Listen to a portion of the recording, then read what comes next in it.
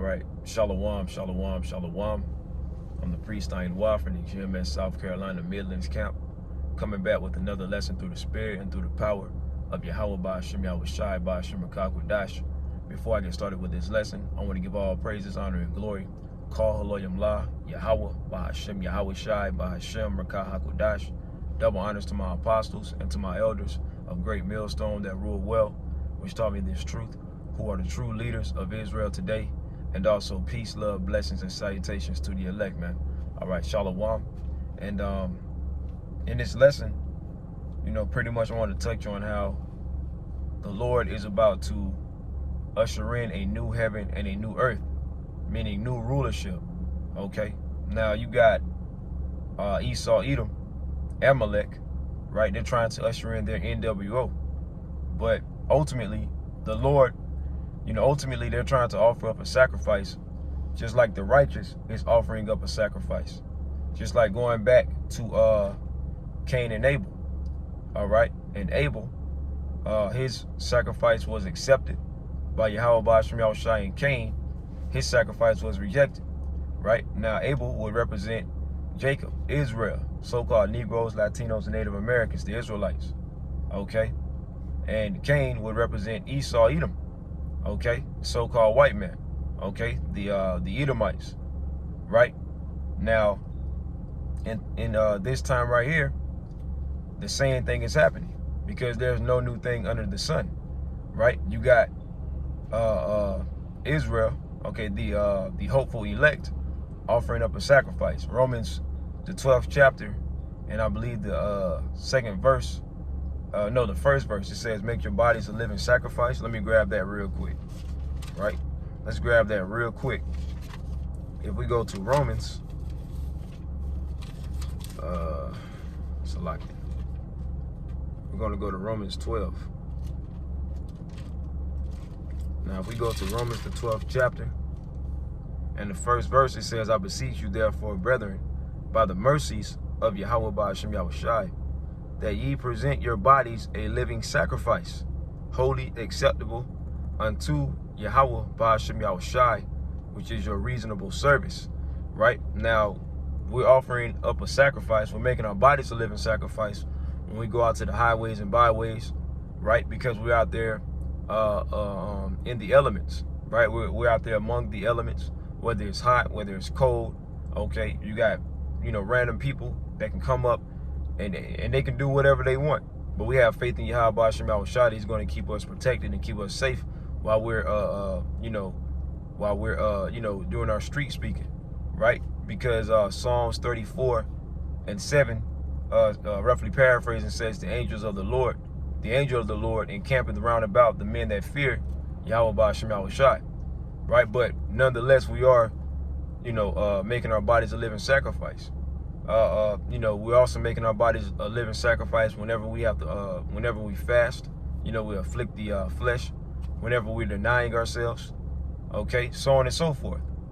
So through the spirit, to the best of our abilities, we're offering up a righteous sacrifice. And on the left hand, Esau, Edom, with him trying to usher in his NWO, he's offering up a wicked sacrifice. And his sacrifice is going to be rejected. And the sacrifice of the hopeful elect, of the elect, which I pray that I'm of the elect, is going to be accepted, right? Now, let's go back, because we're in a time to where a transitioning period is taking place. The Lord is bringing down Esau, right? And he's raising up Jacob, Israel, beginning with the elect. So Esau's rulership is about to pass away.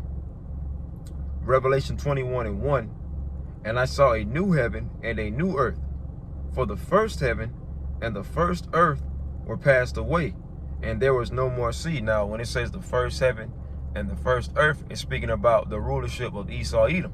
That's about to fade away, right? Because if you're familiar with the account of Jacob and Esau, who was born first? It was Esau, right? Now, let me grab that in real quick. I'm going to get that in the book of Genesis, chapter 25. Let's grab that real quick.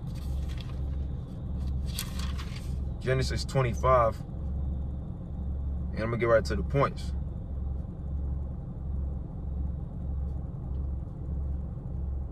Let's start at verse 21. Genesis 25 and 21. And Isaac entreated the Lord Yahweh for his wife, because she was barren. And the Lord Yahweh was entreated of him, and Rebekah, his wife, conceived. And the children struggled together within her. Now this is going into Jacob and Esau. It says, and the children struggled together within her. There was already warring against each other, right? It says, and the two manner, Salakia, let's go back to verse 22. And the children struggled together within her, and she said, if it be so, why am I thus? Because she was in pain. She was trying to figure out what was going on. And she went to inquire of the Lord Yahweh.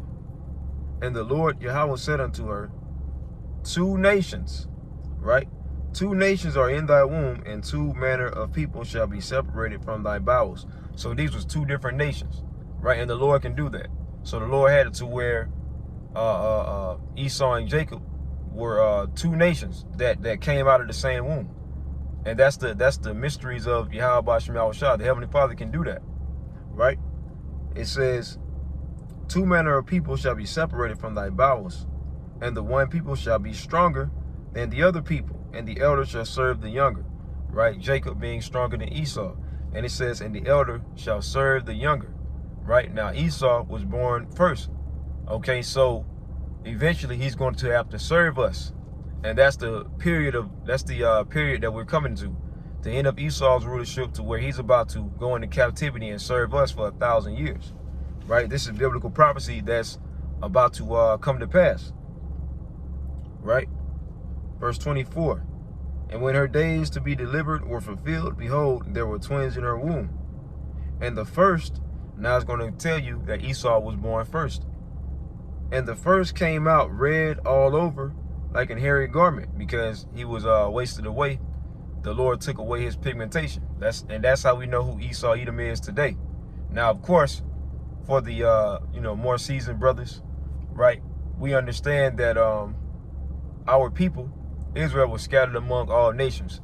So you're gonna, because what determines your nationality is the seed of your father, pursuant to Numbers 1 and 18. Okay, so you're gonna have Israelites that may look like Edomites, that may look like Ishmaelites, that may look like Ammonites, Moabites. You're gonna have Israelites that look like some of the other nations, because we were scattered among the heathen. Okay, and ultimately, well, you know what? I ain't even gonna go into that. I want to keep it real simple, right? But you're gonna have Israelites that look like other nations. But a key indicator of who the Edomites are the lack of their pigmentation. These so-called white people, right? Let me just go back to verse 25. So this is Genesis 25 and 25. And the first came out red all over like an hairy garment, and they called his name Esau. And I believe when you go into Esau in the Hebrew, in the ancient Paleo Hebrew, it goes into, I believe it's Shashua, which means wasted away is he, because his pigmentation, he was stripped of his pigmentation, right?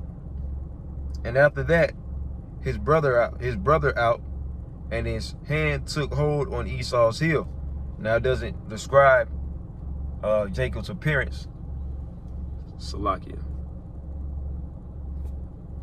Now it doesn't describe Jacob's appearance, because at the end of the day, all the nations were had dark skin. All the nations, the other nations were dark nations, right? Esau was the only one to look the way he looked. Okay, so it didn't have to go and describe the appearance of Jacob.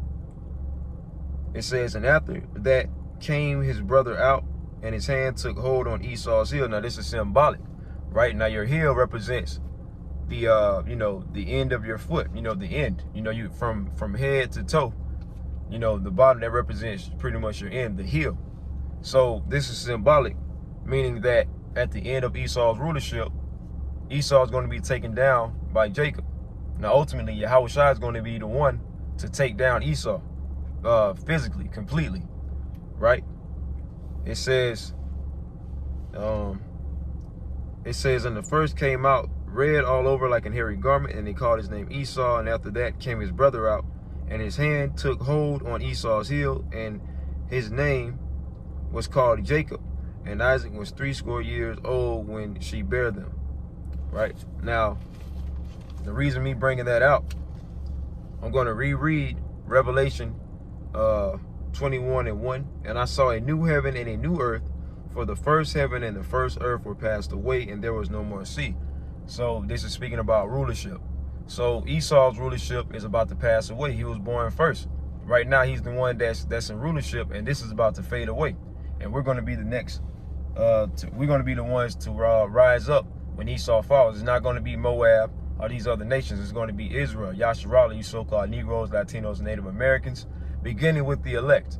Okay, you got the Heavenly Father, you got Yahushua, you have King David, you have the 12, then you have the 144,000, and that's going to be the top governing body of the Heavenly Father, right? Then you have, the elect, the large multitude that's going to come in, right? And ultimately, all of Israel is going to be able to enjoy the kingdom, right? The 2/3, they just got to come back through the loins of the elect, and we're going to rule forever, right?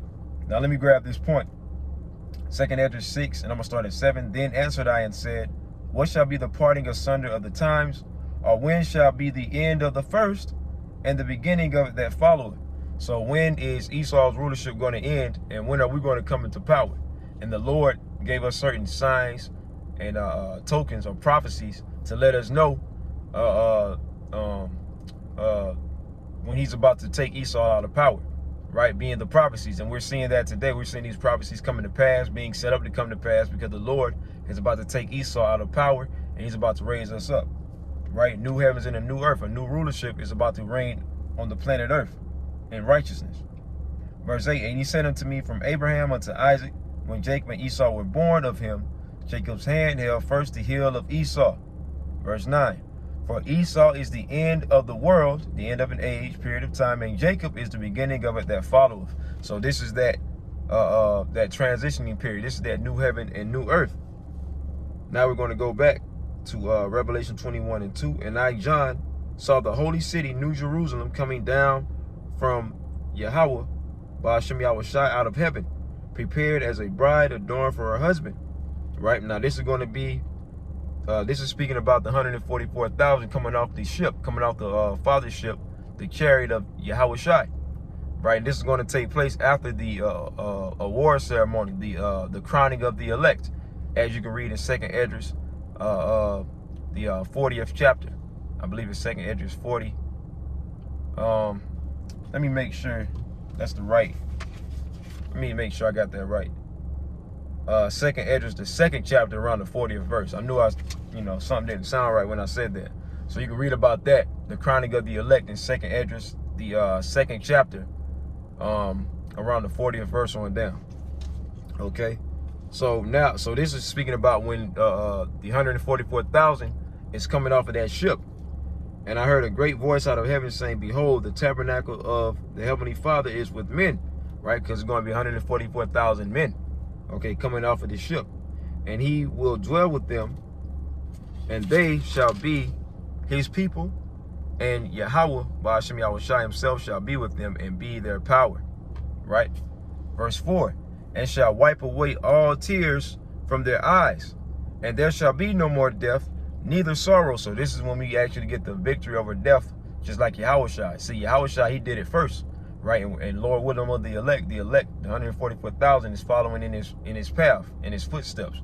So just like Yahushua got the victory over death, we're going to get the victory over death, over pain, right? We're going to have those new bodies, as it speaks about in 1 Corinthians, the 15th chapter. When we get those new bodies, right, the Lord officially is going to make that new covenant, the second covenant within us, when he downloads his laws, statutes, and commandments into our bodies, into our inward parts, and we're going to be perfected, man, right?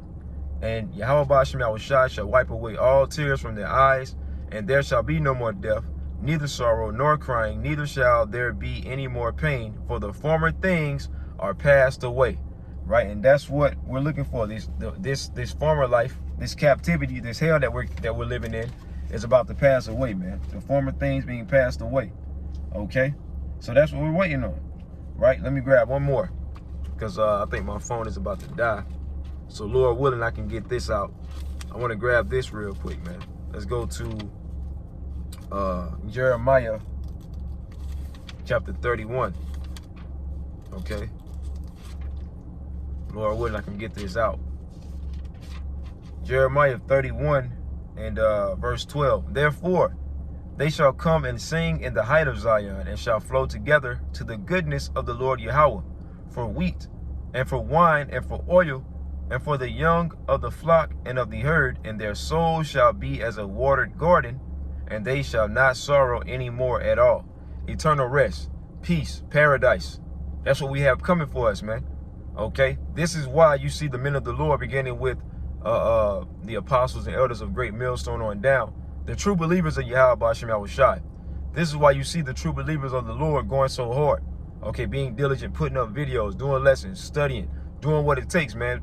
Denying the flesh, fasting, praying more, because we're ready to get out of here, man. We've been here, you know, we've been here for a long period of time, which it seems like to us for a long period of time.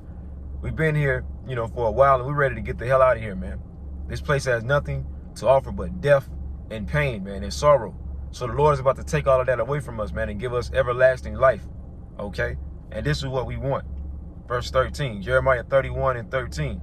Then shall the virgin rejoice in the dance, both young men and old together, for I will turn their mourning into joy, and will comfort them and make them rejoice from their sorrow. So the Lord is about to take the pain away, okay, and give us everlasting life, man, okay? But that's pretty much it. You know, Lord willing, this lesson was edifying and inspiring to whoever needs to hear this, man. You know, we almost out of here, so we got to tighten up, you know, prepare to go through this straight gate to pass through the fire, okay, being Jacob's trouble. And we got to endure all the way into the end, pursuant to Matthew 24 and 13. He that endureth unto the end shall be saved. So we got to endure this final test. And look, and after that, man, it's smooth sailing, you know, salvation. And Lord willing, all you sincere Akim and Akwaf can make it, you know. But it starts with the, you know, the men, of course, but, you know, to the true believers, to the sisters, you know, you know, y'all don't worry, man. You know, y'all just continue to the best of y'all abilities to follow the Lord. If you don't have a man of the Lord's going to provide that for you. So don't worry about it, man. But we almost up out of here, man. Call Lord Yahweh Ba'ashem Yahushai Ba'ashem Arakakodash. Hey, Shalom.